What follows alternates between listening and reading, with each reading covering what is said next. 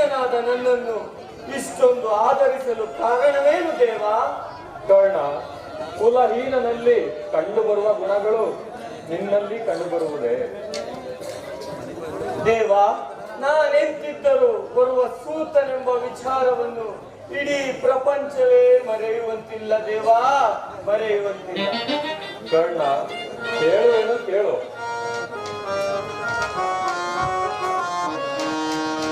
ಮಾತನು ಪ್ರೇಮದಿಲ್ಲ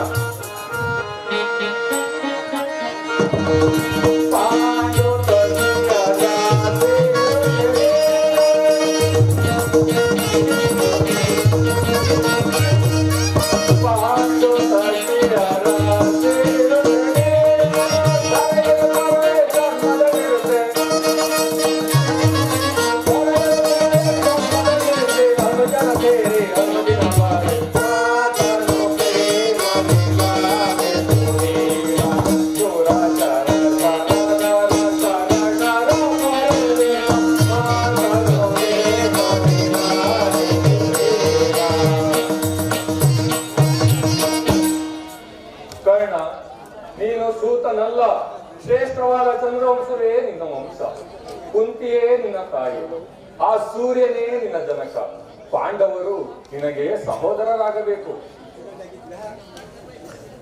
ದೇವ, ನೀನು ಹೇಳುತ್ತಿರುವ ಮಾತು ಆಶ್ಚರ್ಯವಾಗಿದೆಯಲ್ಲ. ನೀನು ಪಾಂಡವರ ಪಕ್ಷಪಾತಿ. ಇದು ಯುದ್ಧ ಕಾಲ. ಅವರನ್ನು ಕಾಪಾಡುವುದಕ್ಕಾಗಿ ಈ ರೀತಿ ಹೇಳುತ್ತಿರುವೆಯ ದೇವ?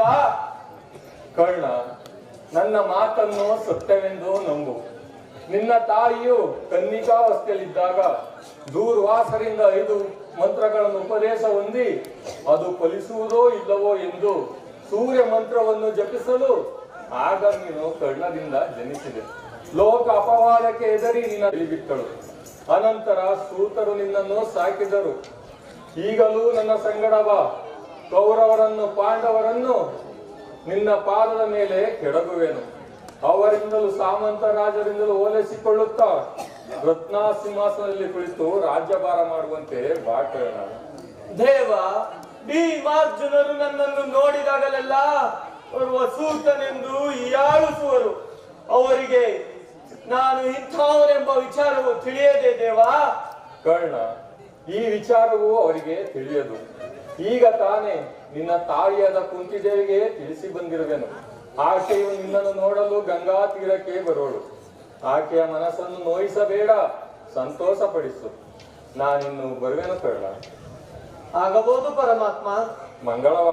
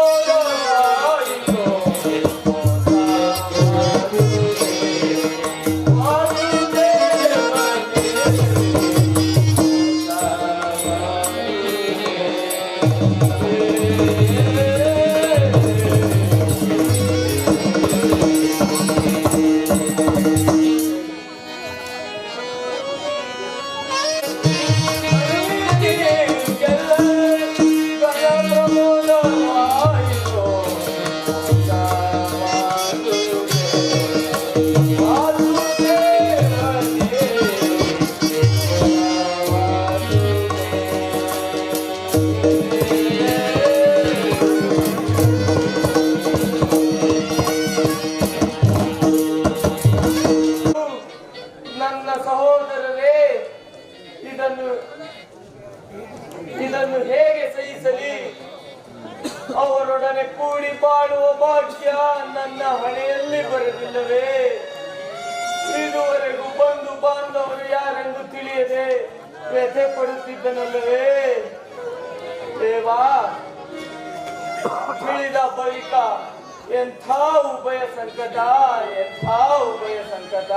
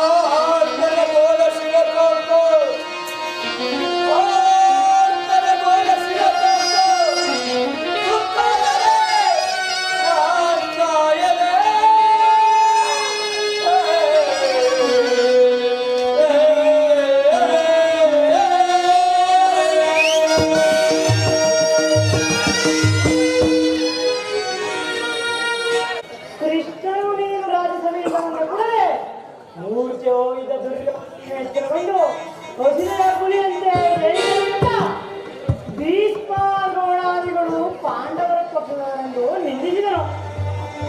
ಕೂಡಲೇ ಸಾಮಂತರಾಜರಿಗೂ ಆಜ್ಞೆ ಮಾಡಿದರು. ಕರ್ಣನಿಗೆ ಪಟ್ಟಾಭಿಷೇಕ ಕಟ್ಟಬೇಕೆಂದು ಭೀಷ್ಮನನ್ನು ಕೇಳಿದನು. ಶಕುನಿ,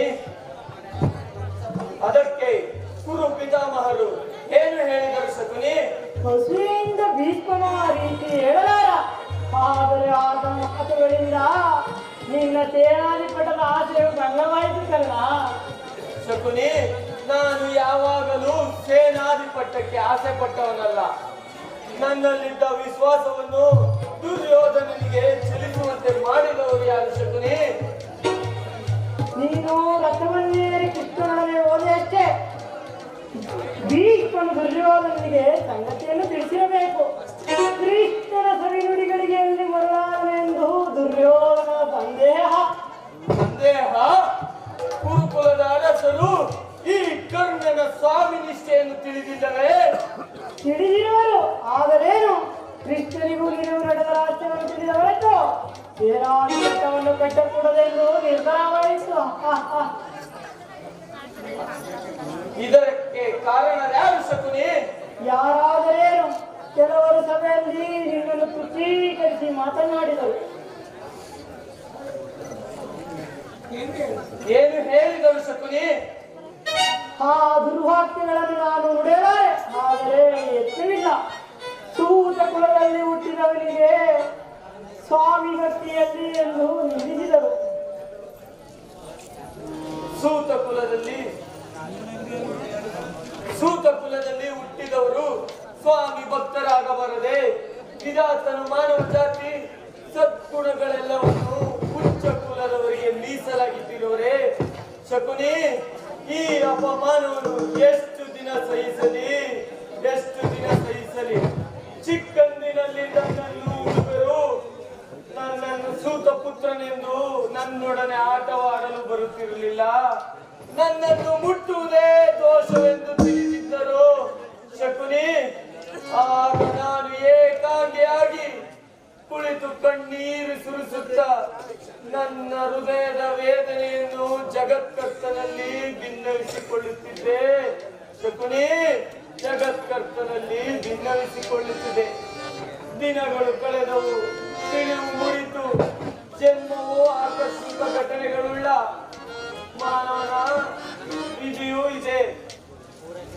ಈಗಲೂ ನನ್ನ ಜನ್ಮ ದುಷ್ಟಭೂತವು ಬಿಟ್ಟಿಲ್ಲ ಶಕುನಿ, ಬಿಟ್ಟಿಲ್ಲ. ಪರಿಶಿಷ್ಟ ಪರರಾದ ಆರ್ಯರಿಗೂ ಸಂಕಲ್ಪದ ಮರ್ಯಾದೆಯನ್ನು ಹೊರದೂಡದ ಹೊರತು ಈ ಭಾರತಕ್ಕೆ ನಿಸ್ತಾರವಿಲ್ಲ ಶಕುನಿ, ನಿಸ್ತಾರವಿಲ್ಲ. ಸ್ಥಿರನಾಗು ಕಳ್ಳ, ಸ್ಥಿರನಾಗು. ಆ ದುರ್ಯೋಧನನ್ನು ವಂಚಿಸಕ್ಕೆ ಪ್ರತೀಕಾರವು ನಿನ್ನ ಕೈಯಲ್ಲಿರುವುದು. ಭೀಷ್ಮನು ಯುದ್ಧದಲ್ಲಿ